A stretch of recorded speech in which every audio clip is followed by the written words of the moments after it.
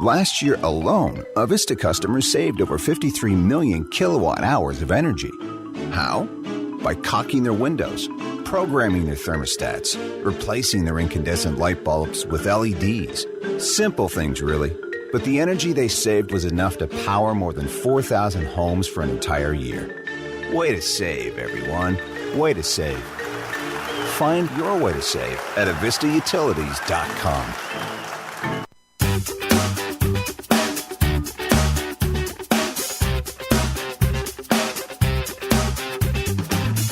Welcome to Let's Talk Spokane, where host Ryan McNeese seeks out and discusses the latest on a variety of hot local topics. Now, here's your host, Ryan McNeese. Welcome to Let's Talk Spokane. I'm your host, Ryan McNeese, and I'm very fortunate today. We have Tim Fennessy here with us at the table. Tim is running for Spokane Superior Court, position 11 as a judge. Tim, thank you for being here. Well, thanks for the invitation, Ryan. You've been in the practice of law for nearly 30 years. Actually, 33 years 33 years, and I know you've handled a variety of civil cases. Let's talk about that with your background. What type of law have you handled over the last 3 decades? Well, I started out in a practice that did real general practice, and I did everything. I had the real estate transactions that I closed. I had some adoptions. I had some bankruptcy work. I actually argued a case to the Court of Appeals within the first 2 years of practice. And then I morphed into doing almost all personal injury stuff. Okay. And then about 10 years ago, I moved in doing more business and commercial litigation, representing construction clients primarily, but also people putting together businesses and subsequently taking them apart. Well, obviously that's clear. In 3 decades of diverse practice like that, you've seen just about it all in the legal practice. What has led you to the decision to run for position 11 as a judge? Well, Ryan, I grew up in a small town in Montana, and one of the things that you learn in those smaller communities, and I kind of think of Spokane that way. I think Spokane is a bunch of small communities. Small, big town, as they say. In close proximity to one another. But one of the things that we require when we're in those communities is that when you can, you do. And so I feel like I have I've been able to be mentored by wonderful lawyers. I've been able to practice with and against some of the best lawyers in the state in courts from district court all the way up to the Washington State Supreme Court. I feel with that education and that experience, now I have the opportunity, I have the knowledge to do it. And so it was the right time in my practice, and I have been interested in being a judge for some time. So I decided this is the right time. And one last piece was my daughter decided a year ago that she wanted to go to law school. And we've watched as the profession became less professional. Yep. And I think that if there's something I can give back that can strengthen our profession, because now I have a daughter who is likely to be a lawyer. Tim, that's an interesting concept. My kids are 9 and 12. My 12-year-old is involved in debate, and so she'll bring those conversations home as to what she's doing, what she's not doing. And we do, as attorneys, need to reflect on how is our industry being perceived by our kids, but our kids generally. How is our industry being represented? And so when your kids are making statements and or conversations about what we're doing on a daily basis, it really makes you think. And so I really understand that giving back and trying to make the profession the way that it really can be or the way that it has been. Yeah, it was a surprise to me. I don't think that's something that she had planned on or set out to do. And you don't really recognize sometimes that they're modeling and they're watching you. Oh, yeah. But as a junior at a communication major, she came and said, look, I'm interested and I'm going to take the LSAT. And she did. She's been admitted and is in the middle of her first year of law school, or at the end of the first semester of law school. So very exciting. I bet you've had some interesting conversations with her, as I know that first semester is fairly rigorous, first year of law school. Yeah, it's very exciting. She's doing okay, though? She just got her grade back on a paper, and she got an A out on the paper, and it's all her own work. It was just, checking with Dad about a couple of things, and, of course, I didn't know anything about Blue Book citations. Because That's past me. That's but fantastic. It was well, really wonderful. Compliments to you. I think if a child is deciding to follow in a similar career as a parent, you obviously have been modeling well, or let's be honest, they'd pick something different. So, well, thank you for saying that. It's awfully exciting, and it's fun to watch and exciting to have her make that choice. Let's talk a little bit about as you would move into this position 11, if that is to if you're to move forward with that, what would you like to do in that position? What would you like to see either change, sometimes not necessarily change, but what would you like to do with that platform? Well, it's very interesting because one of the things in Washington State we're always complaining and hearing about the criminal justice system, and right. I think that's cutting this onion a little bit too thinly. I think we have to recognize that our justice system is a justice system, and it all needs to be improved. One of the biggest problems is congestion, and we know the courts are congested. We know that criminal cases take priority. So we have to come up with ways and look at how we're going to address those issues to move them more quickly through the pieces that are easy to move through, to leave time for those difficult issues to be tried. And obviously there's a required due process, timing issues, et cetera. But what is roughly the timing of, let's just say, an average civil case? So not a criminal case, but let's say a civil lawsuit is filed today. What is likely to be the timing of when that would go to trial? Well, typically you'd have about 90 days from the time that you file until you have your very first appearance, and that would be at a status conference. And at that status conference, you're going to get a generated trial date that's typically 12 months out. So would you say that's an average, that if you filed today, you probably wouldn't be in front of a judge for the trial? Obviously, there's going to be hearings along the way, but about 12 months. 12 to 15 months, that's right. And that's the target. That's what people think is that's what's reasonable, maybe? Yeah, well, that's what's out there. The court system, the court administration system is targeting that, and they say this is what we're doing, and they're actually keeping scorecards of saying this is how we process our cases, and this county or that county is ahead or behind schedule. And I think those things are wonderful, but I'm a proponent. I'm one of those that thinks mandatory anything has a tendency to create difficulties and problems. Right. So how does that stack up in the 12-month average, if you will? How does that stack up with other counties, either in Washington or even potentially Kootenai County? Well, in Washington, it's very unique because in King County, obviously, there's more issues, but there's also many more judges. So they have a very similar docket schedule or structure. I think they're a little bit further behind, so they're looking more like 18 months before they can get a trial date. Wow. In Benton County, you can file as soon as you're ready for trial. You can just tell the court that I'll be ready for trial on such and such a date, and the court will pick that trial date, help you get up in front of them. That's interesting. They leave it more to the litigants and their counsel than they do the format, which says Kootenai County is a not little gonna bit that way too, in terms of, as you indicated, to a certain extent, call in ready. Call the judicial assistant, and we're ready to push this particular aspect of the case forward. But you're right, in Superior Court, in Spokane County, you're working off of a scheduling order that dictates what does and doesn't happen within that 12-month period. That's interesting. Right, and one of the things I think, and again, I wouldn't go in with a bully pulpit. I wouldn't expect to go in and make a whole bunch of immediate changes. I expect to go in and listen and see how it's being done, and then bring fresh eyes to the current problems. But one of the things I think is when you have that scheduling order, the tendency by counsel is to put off some of the things that might solve the case. That's so true. Until the case schedule says they have to do it. That's right. And if we did it more proactively, the cases might go away. Tim, I agree with that. I think that's almost 100% normal psychology, that until you see on that particular scheduling order that we need to confer on this, or we need to have a particular witness list in, there's so many things in the queue, so to speak, in the office, that it's hard to get around to getting to those and checking the box until the court requires you to. So I definitely can see where that could be advantageous to make that process maybe a little more efficient. And it'll be more difficult for the judges because they're going to have more hands-on management of those cases. But I think that there's a way to do it, and that would be one of the issues that I'd want to look at. How many how many sitting judges are there in the Superior Court right now in Spokane County? We currently have 12 sitting judges. We have one more authorized, but funding has not been put in place. Okay. Well, let's take a short break and come right back to you, Tim, and let's chat more about Superior Court Judge candidate Tim Fennessy. Thank you. Thank you.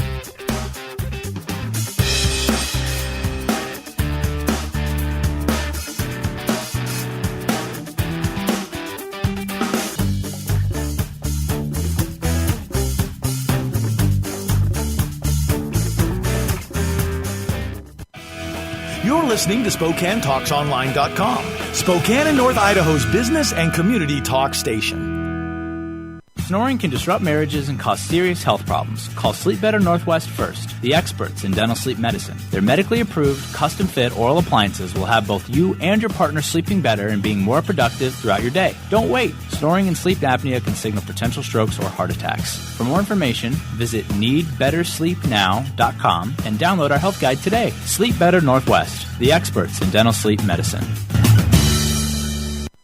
A special thank you to our friends at Tom Sawyer Country Coffee, the official coffee supplier here at Spokane Talks Online. Hi, this is Kent Adams, co-host of Business Talks.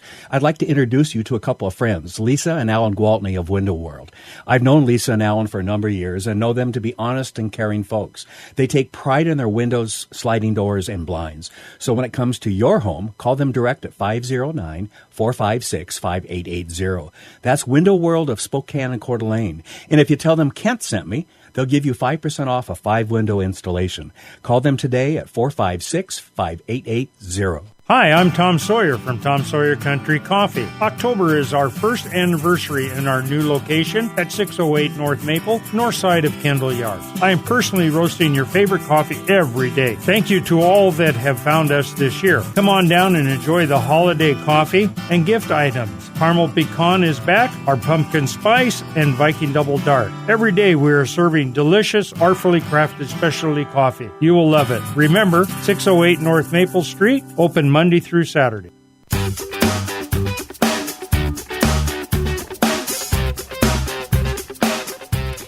Welcome back to Let's Talk Spokane. This is Ryan McNeese, and I'm with Superior Court Judge candidate Tim Fennessy. Thanks for coming back. Absolutely. Tim, we were just chatting about the judges and the amount of judges on the bench and the efficiency of that process. Are there any other things you can see within the current process that maybe you'd like to see maybe changed or just turn the dial a bit on some efficiency? Are there some other things you can think of? Well, I think the system in Washington State, Ryan, is intended to allow for election of judges.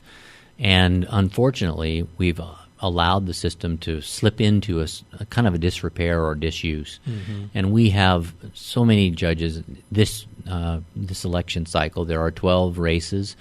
10 of them are unopposed, and there are 2 contests for those 11 seats. And I'm not an advocate for contested elections in every judicial setting, but I do think that the people need to understand that what has happened is judges get elected for 4 years, and then they retire or resign in the middle of their term, and that gives the governor the opportunity to appoint. And then the appointed person gets to run as a judge. And I can tell you, in my experience, it's very difficult to run against a sitting judge. Right. But I think that we need that. I think we need judges to commit to finish their term and then allow that seat in Spokane County to be an open seat so that you can have 2 people run with equal credentials or different credentials. Equal and playing field, if you will. Exactly. Interesting concept, though, that 10 of those 12 aren't contested. They won't even be on a ballot, as a matter of fact, in our system. So they filed in May, and no one filed in that week in May to oppose them, and so they didn't have to run a primary, and they won't have to run a general. They're simply passed through.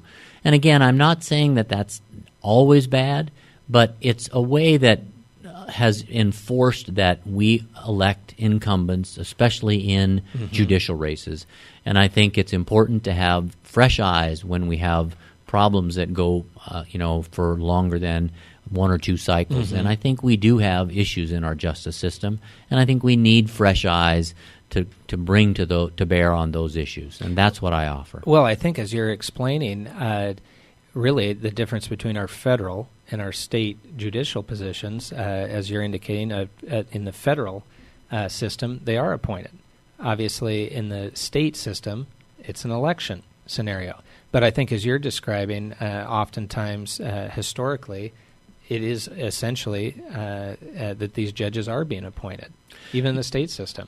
That's right. And when it wasn't intended to be that way. Right. In the federal system, we have a check and balance that says that the executive gets to appoint and the legislature gets to consent. Mm-hmm. And that is a model that has been used, and Right. some states use that. Washington chose not to, and I don't have any criticism of that, although there are other states that do it differently. In Alaska, for instance, they have their judges, they have a group of lawyers that are appointed to watch and say, who do we have coming up that is interested, and who can we train to be judges? And those people are identified, and they're put on a roster, and then when a judge vacates his or her position, that group sends a list to the governor of 2 or 3 or 4, and the governor then selects from that previously vetted list, and then those people get to serve for 3 years as a judge, and then they have what they call a retention election. Do we keep this person or not? So that's yet a different That's their model. checks and balances model. Correct. Yeah, I think most would agree there's several ways to do it. Not all are, not one of them is perfect in and of itself. The election process does give our democratic model an opportunity to see is this particular official or that, or this judge or that, are they doing a satisfactory job? What would your lifestyle be? What would be different about your lifestyle as a practicing litigator versus a sitting judge? What are the time constraints look like? Well, again, I haven't obviously sat in that chair, but Right.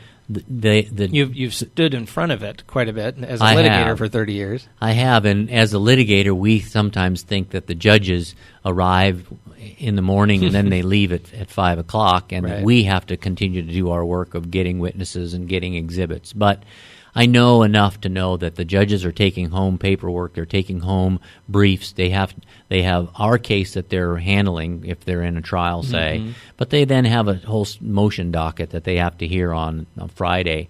So they've got to be prepared for those motions as well. So a judge is very busy, Absolutely. and they're reviewing an awful lot of things. They're reviewing it, the law as well as the briefing. Their job is to make sure that the lawyers in front of them do a job of bringing the law on their issues. And then they have a duty to understand how the law interplays with those particular facts. So it would be more on the clock in those hours. I'd still be taking stuff home, and then you have a little bit more. The Superior Court has a judicial assistant, a court reporter, and another assistant in the office. So I've always had a high degree of respect for the judges. In just as you're describing, Tim, we're all in on our individual cases. You've lived with it. You've read this, read that, taken it home with you. But when I'm standing there thinking the volumes of documents we're putting in front of a respective judge, and that we're one of many cases that they're having to wrap their arms around, I've always respected that concept of that's a lot. It's a large undertaking. it absolutely is, and this certainly is not an attempt at retirement by me. No. I see this as a very strong need for new energy, new eyes, and I think I have that. And that's what that's what I offer. And my pledge is to, whenever I finish, and I hope to get 2 terms. I mean, that would be Right. my ideal. But when I finish, I will finish at the end of a 4-year term, and then turn over an open seat to the bar Right. and to the Well, as you're electorate. describing, so it can be an election process. When considering running and having this candidacy for the position 11, I'd imagine there are several conversations within the family of how is this going to impact us as a practicing attorney, as a judge, and as you've just described, a substantial responsibility. What has your family said about this? Well, it's been very interesting. I first considered it a number of years ago, and when I approached my children at that time, both of them thought it was a stupid idea. And kids are never afraid to tell you, right? Not at all. I know mine aren't. They did not want them, and they were, approaching high school age, and they did not have any compunction about telling Dad, no, that's not what we want. We don't want you as a judge. So, this time around, we did have a sit down, and they were very supportive. My daughter was home over the summer. My son was home also from college over the summer, and we had a nice family meeting and excited about it. I don't think any of us, myself included, appreciated fully the spectrum of devotion that it was going to take. But they've been very supportive and have been involved in the campaign. My daughter has helped manage the social media side for us with her communications degree. So that's an important piece. Yeah, so it's been great. It's been wonderful. And I have to say thanks to my law partners as well, because they've been very understanding.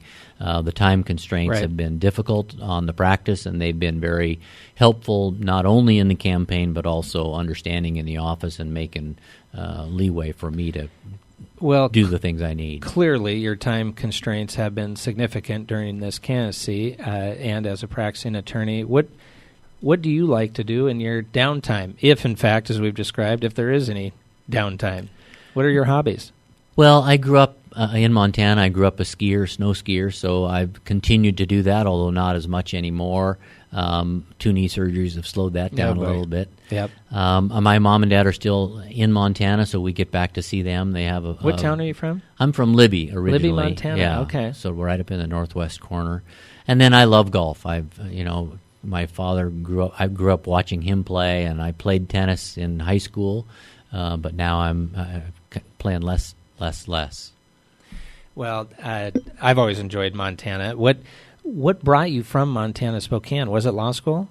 I came as an undergraduate student. I came to Gonzaga. It was sort of a family school. I have an uncle who graduated from law school in the 30s with Schmitty Myers, was a classmate of his. Oh, my gosh. There's a legend. Yeah, exactly. And then I went home as I considered law school, and I got a great deal and came back, and so have then been able to make Spokane a home where I met my wife, married, and raised my kids. So you met your wife here in Spokane as well? Yes. Okay. Yeah. Although she's from Iran, so it's not like I married the girl next door, but she is here, and that has been very interesting in terms of the diversity of cultures. Right. What brought her family to Spokane? The revolution. They were. But why Spokane?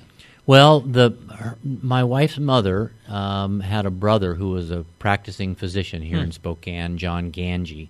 And so when they left, they ended up in Switzerland for 6 months, and they then were able to come to Spokane as refugees, if you will, and start a business. Right. And it's a business. It's an American story. For another radio show, it really is amazing. Well, I think you did. You piqued my curiosity. I mean, why does a family like that under those revolutionary times pick Spokane, Washington versus some other place, USA? Yeah, and that's why. And then it's amazing because they came from great wealth and left this country with 1 suitcase each, and have landed and started a business which now goes forward as Ferry's Catering, and it's really a wonderful story. They work their fingers to the bone. Like you said, I think that would be a good story, either for Let's Talk Spokane or Business Talks. I think there could be some really interesting components to that. You've also been very involved with Gonzaga Law School as an alumni, with the Board of Advisors. What other civic areas of interest do you have? Well, growing up, I was on the Hanford Education Action League board as that was wrapping up with the tri-party agreement to do cleanup and monitor cleanup in Hanford. I served on the board of the Spokane Club. We got involved as an athletic facility, and then I worked my way through the committee system and helped them get their child care daycare started because it was without at that time. Sure. And worked my way into the presidency there. And then we were involved in Wampum for a while, the Spokane Symphony support. Spokane Symphony was actually doing an event today. My 9-year-old actually is there today. It's an awesome Yeah. asset to our community to have for kids to be able to see and experience that. So, Did the cleanup scenario with Hanford, did your experience with Libby, was that an interest? very interesting, but no, at that time when I was involved on the HEAL board, Libby wasn't even, it was still thought to be a pristine little Montana town. Okay, So so- we hadn't found all the cleanup necessary yet. Well, Tim, I appreciate you taking the time to come chat with us today. I wish you the best of luck with your candidacy. Thanks for joining us. Thank you very much, Ryan. Enjoyed it.